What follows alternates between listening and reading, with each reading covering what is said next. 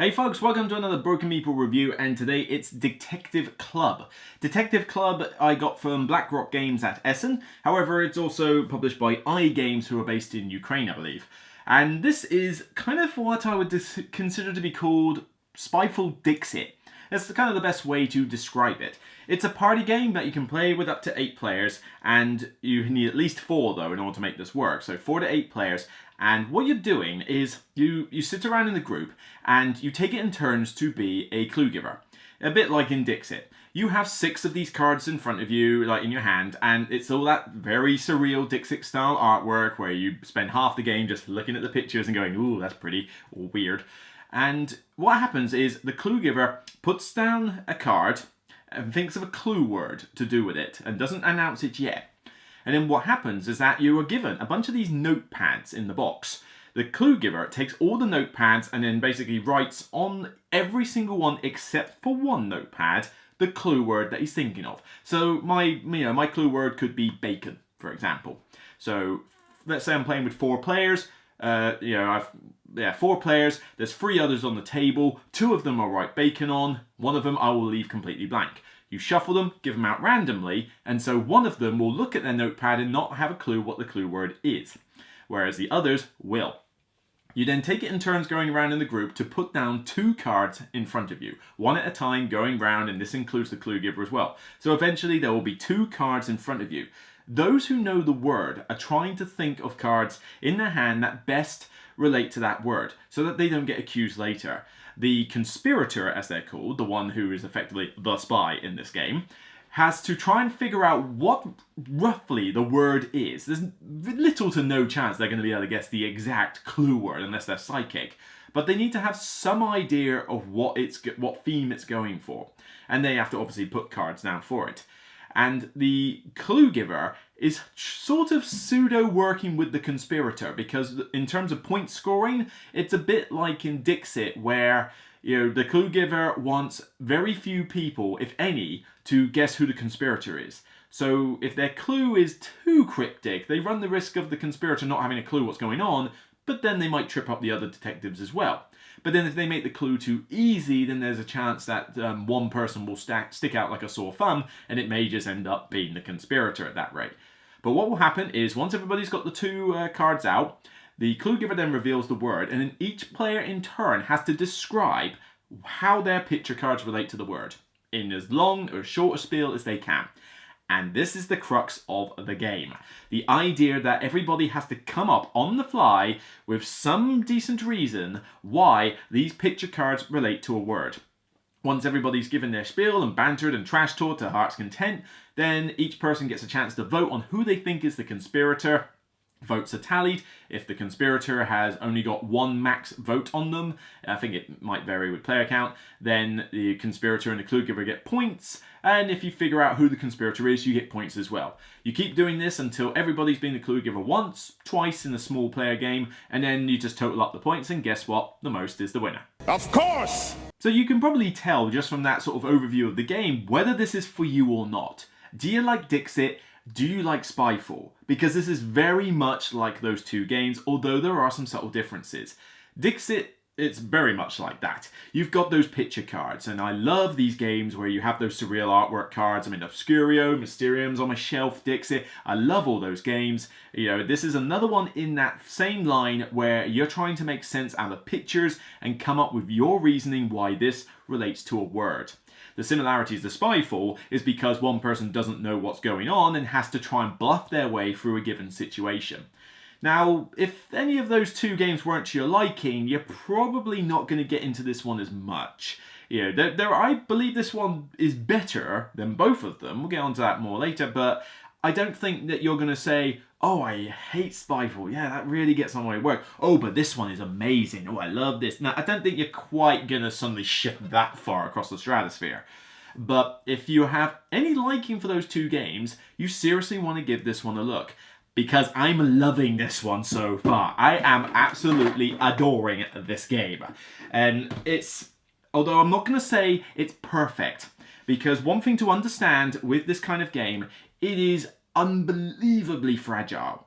just like Sheriff of Nottingham and a few other of these negotiation style like bluffing games, it's very fragile. I have played this with groups who may not have been fans of Dixit or Spyfall, who have tried to game the system too much, who have just played it quite dry, and the game has tanked as a result. You need a group who's going to get into it, who's going to banter, trash talk, not try to point out the flaws in like, oh, but if one person says this, then technically you should just put your vote here because then it means no one can get... Yeah, if they're starting to do like that, kick them out of the game, all right?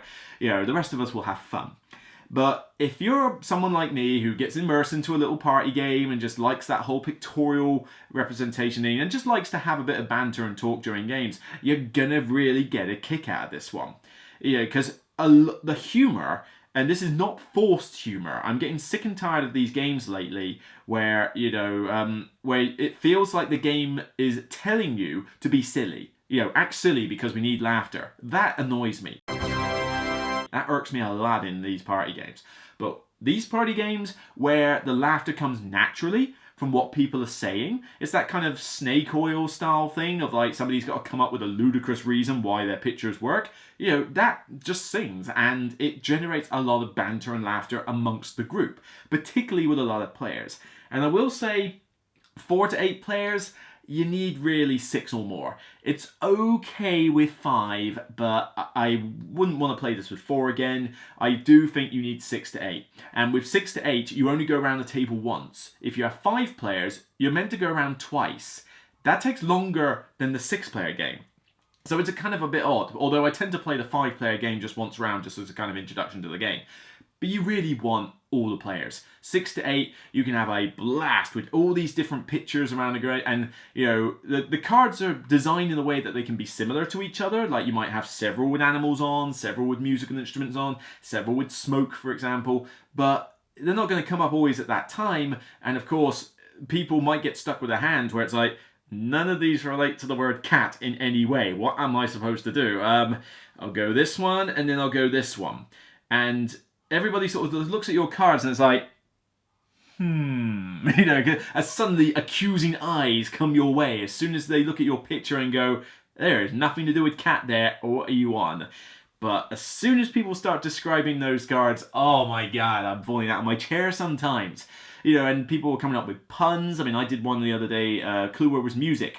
And, one person was able to actually have a card with an instrument in their hand, but the other 2 players had nothing related to music. So one of them tried to claim that a beetroot had a beat. That was their lame sort of pun. And the other guy put 2 old boots on a desert hill out and tried to claim it was soul music. You get these weird combos of it, and I love it. I love it even if I love being a conspirator because you have to try and figure out what sort of theme the cards are going for without making it too obvious that you have no idea what you're doing.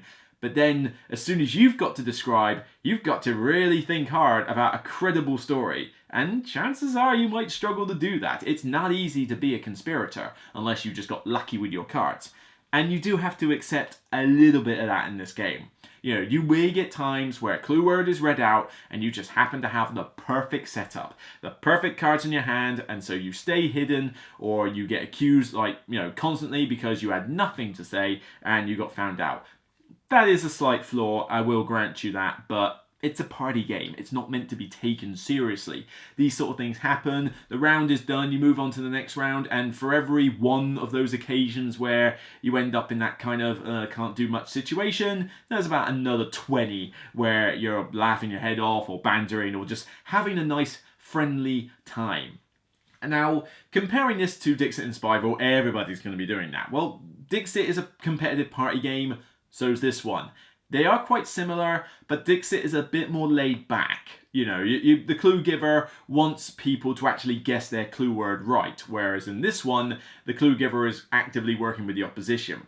One thing that puts people off in Spyfall, though, is that they don't like being put on the spot with the whole, alright, okay, go, and the first person to get asked is a spy, and they suddenly have to be like, as everyone stares at them as they get asked a question. I love that, to be honest, but a lot of people don't.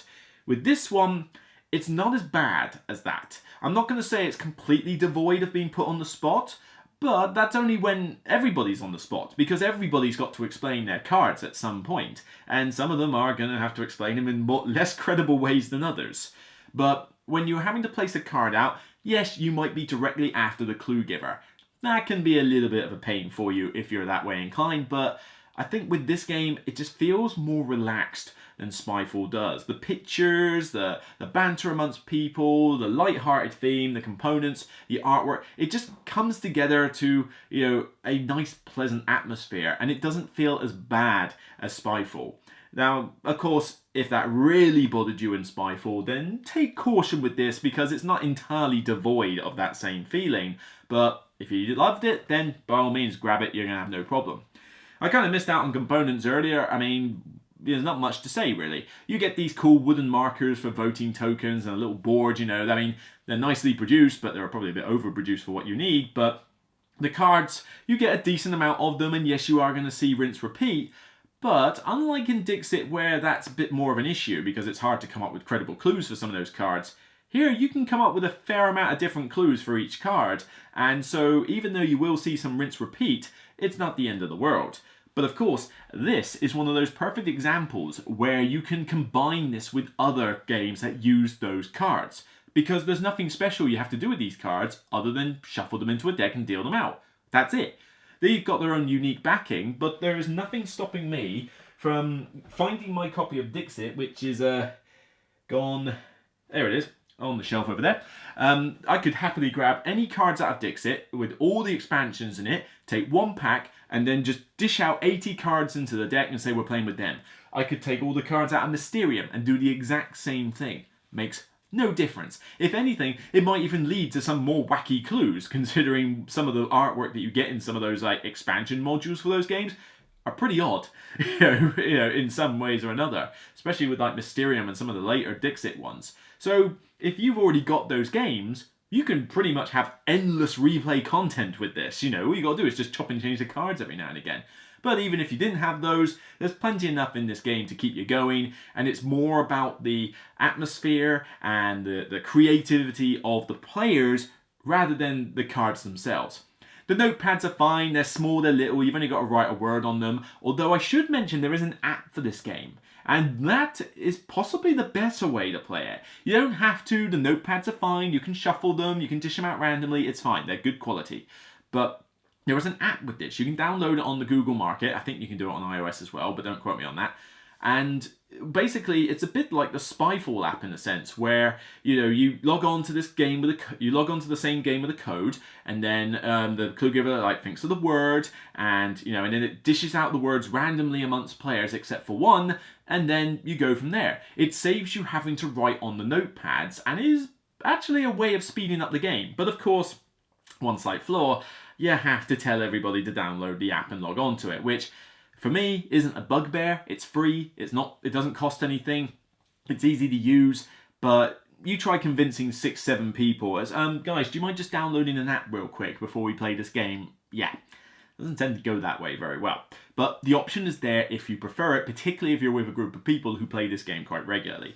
But yeah, I really love this game. It's fragile as all get out, I will admit. It's not going to work with everybody, and it's certainly not going to work in every scenario.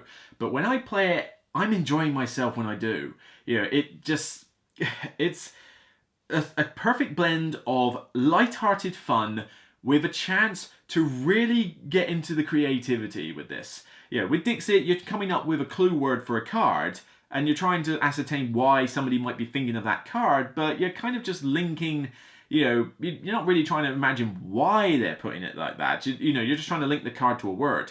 Here, though, you're having to come up with the story every single round. Whether you're the clue giver or the conspirator or a detective, you always have to come up with the story to represent your two cards. So you're always keeping those creative juices flowing. And of course, the banter, you can trash talk with each other. You can constantly be like, hang on a minute. And when people give their stories, some people will be like, yeah, that's pretty cool. Another player will be like, excuse me, and will rant about why their thing is not credible. And then the person vote on you anyway. And it's like, what, you believe his story over mine? What, excuse me, what are you, high?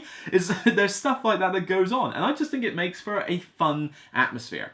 So it's very fragile, not for everybody. And you definitely want to play it with 6 to 8 players and never really play it with 4 or 5 if you can help it. but when you get that right setup, this is an excellent party game. I wish it didn't come in a tin, I have to admit. Tins are stupid, but, you know, it looks cool. It's a fun game. You know, this is just really solid. It's staying in the collection. I am giving this a solid 9 out of 10. You know, if I've got the seals ready by now, I have no idea when this video is going to go upload, then this is getting a seal of distinction from me. It is a excellent party game that if you're a fan of that genre, you should have this in your collection. If you like Dixit and Spyfall, then you should definitely find this game and stick it in your collection. The reason I'm not giving it a 10 is because the fragility of the game is a bit of a negative and can lead to some, like, you know, bad bloods every now and again. But, you know, straight up, a very solid 9. Love this one. Check it out. That is Detective Club. So that's it for me. I'll see you on the next Broken Meeple review. And regardless of whether you're conspiring against me or can't explain your cards to save your life, it's still only a game. Take care, and I'll see you next time.